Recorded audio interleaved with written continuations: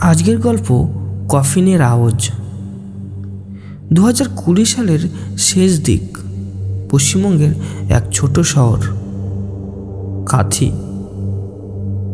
শহরের শেষ প্রান্তে এক পুরনো কাঠের দোকান, নাম নিত্যনন্দন কাঠঘর। দোকানদারের মালিক 60 বছর বয়সের এক বৃদ্ধ, নিত্যনন্দন পাল। সবাই তাকে ভালোবেসে ডাকে নিত্যদা। 3 পুরুষ ধরে তাদের পরিবার কাঠের কাজ করে। তার বাবা আর দাদুও এই কাজে করতেন। চেরাই টেবিল, আলমারি, দরজা আর এক জিনিস যা গ্রামের কেউ বানাতে চায় না, কফিন। একদিন সন্ধ্যায় নিত্যদার দোকানে এক পরিচিত লোক এলো। কালো পোশাক, চোখে অদ্ভুত দৃশ্য। সে বলল, একটা কফিন বানাতে হবে, কাল ভোরের মধ্যে চাই। নিত্যদা অবাক, এত তাড়াহুড়ো, কফিন কেন? লোকটা হেসে বলল, যার জন্য কফিন সে তো অপেক্ষা করবে না। বলেই কিছু টাকা মেঝেতে রাখল। পুরনো নোট, অদ্ভুত গন্ধ। নিত্যদা ভাবল হয়তো কোনো দুর্ঘটনায় কেউ মারা গেছে। সে রাজি হয়ে গেল। রাতেই কাজ শুরু করলো। টেবিলের কাঠের টুকরো সাজিয়ে করাত ঘোরাতে লাগলো। রাত বাড়তে লাগলো। দোকানে কেবল বাতির আলো আর কাঠ কাটার শব্দ। হঠাৎ ঠকঠক করে নিত্যদা থেমে গেল। দোকানের ভিতর থেকে যেন কেউ দরজা ঠোকাচ্ছে। কে রে? সে চেঁচিয়ে উঠল। কোনো উত্তর নেই। আবার ঠকঠক শব্দ। এবার শব্দটা এলো তার সামনে রাখা অর্ধেক তৈরি কফিন থেকে। সে অবাক হয়ে কাছে গেল। হাত দিয়ে ছুঁয়ে দেখল কাঠটা গরম, যেন ভিতরে থেকে কেউ নিঃশ্বাস নিচ্ছে। নিত্যদার মনে পড়ল ছোটবেলার তার বাবার একবার বলেছিলেন, রাতে কফিন বানাবি না। তখন সে হেসেছিল, কিন্তু আজ সেই কথাটা অদ্ভুতভাবে সত্যি মনে হলো। তবুও কাজ বন্ধ করল না। বলল, বাজে কথা, আমি কাঠের কারিগর। সে হাতুড়ি তুলল, কাঠের পেরেক ঠুকল, কিন্তু যতবার হাতুড়ি পড়ছে কফিনের ভিতর থেকে একটা মৃদু আওয়াজ আসছে। রাত তখন প্রায় 2টো, কাজ প্রায় শেষ। নিত্যদা সিদ্ধান্ত নিল, এবার নাম লিখে দেব কফিনের উপর, যাতে সকালে লোকটা এসে তুলে নিতে পারে। সে খোদাই করতে শুরু করলো নামটা, কিন্তু কেউ নাম বলেনি। হঠাৎ তার চোখের পড়ল কাঠের উপর ইতিমধ্যে কিছু খোদাই করা আছে, নিত্যনন্দন পাল, তার নিজের নাম। সে চমকে উঠল, পিছনে সরল। ঘাম ভেজা শরীর কাঁপছে।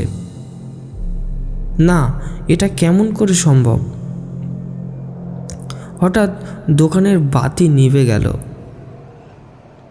অন্ধকারে ঠকঠক শব্দ শুরু হলো। কফিনটা কাঁপছে, যেন কেউ ভিতর থেকে দরজা ঠুকছে। নিত্যটা টর্চ জ্বালল, দেখল কফিনের ঢাকনা একটু ফাঁকা হয়ে গেছে। ভিতর থেকে একটু সাদা কাপড়ের বেরিয়ে আছে। এই লোকটা কি লাশ রেখে গেছে? তার মনে সন্দেহ। সে সাহস করে ঢাকনাটা তুলল। ভিতরটা ফাঁকা, কিন্তু কাঠের নিচে এক ছায়া দেখা যাচ্ছে, যেন কেউ শুয়ে আছে ভিতর থেকে। তার চোখের সামনে হঠাৎ সেই ছায়াটি উঠে বসল। ধীরে ধীরে গড়ে উঠল নিত্যদার নিজের মুখ। তুমি আমার ঘর বানিয়েছ, এবার নিজেই আসবে এখানে। ছায়াটা হাত বাড়িয়ে ধরল তার গলা।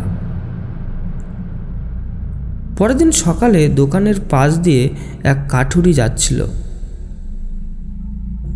দেখল দোকানের দরজা খোলা, ভিতরে নিত্যদার কোনো খোঁজ নেই।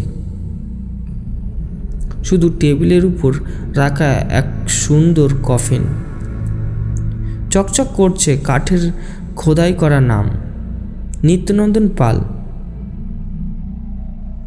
জন্ম 1960, মৃত্যু 2020। দোকানে হালকা রক্তের দাগ আর একটা হাতের ছাপ, যেন কেউ ভিতর থেকে ঢুকেছিল। গ্রামের লোকজন এসে কফিনটা খুলল। ভিতরে পড়ে আছে নিত্যদার নিথর দেহ, চোখ খোলা, মুখে আতঙ্কের ছাপ। ডাক্তার এলেন, বললেন হার্ট অ্যাটাক। কেউ জানে না রাতে ঠিক কী ঘটেছিল, কিন্তু সবাই এক জিনিস জানল, যে লোক কফিন অর্ডার করেছিল তাকে আর কখনো দেখা যায়নি। টাকাগুলো সকালে মেঝেতে পড়েছিল, পুরনো ছিঁড়ে যাওয়া আর অদ্ভুত গন্ধে ভরা, যেন কবরের ভিতর থেকে এসেছে। এখন সেই দোকান বন্ধ, কেউ কাছাকাছি যায় না। রাতে নাকি ভিতর থেকে ঠক ঠক শব্দ আসে, যেন কেউ কাঠে পেরেক পুড়ছে। আর ভোরবেলা বাতাসের ভেসে আসে এক ক্লান্ত কণ্ঠ, আর একটা কফিন বানাতে হবে। যারা রাস্তা দিয়ে যায় তারা বলে, বাতাসে ভেসে আসে কাঠের গন্ধ, সঙ্গে এক অদ্ভুত কান্না, যেন কেউ বাঁচার জন্য দরজা ঠুকছে। একদিন এক যুবক, সাহসী সাংবাদিক, সিদ্ধান্ত নিল দোকানের রহস্য সে ক্যামেরায় ধরবে। সে রাত ভোর দোকানে বসে রইল। রাত 2টার দিকে ফুটেজ দেখা গেল, কফিনটা ধীরে ধীরে খুলে যাচ্ছে নিজে থেকেই। ভিতর থেকে এক বৃদ্ধ বেরিয়ে আছেন, চোখ বন্ধ, মুখে কঠোর ধুলো, তার হাতে হাতুড়ি। সে মৃদু হেসে ক্যামেরার দিকে তাকিয়ে বললেন, তুমিও কি নতুন কফিন চাও? তারপর সব অন্ধকার। দোকানটা তালা বন্ধ, কিন্তু ভিতরের থেকে মাঝে মাঝে শোনা যায় ঠক ঠক শব্দ। প্রতি রাতেই বানাই একটা নতুন কফিন, আর প্রত্যেক কফিনের লেখা থাকে নতুন নাম।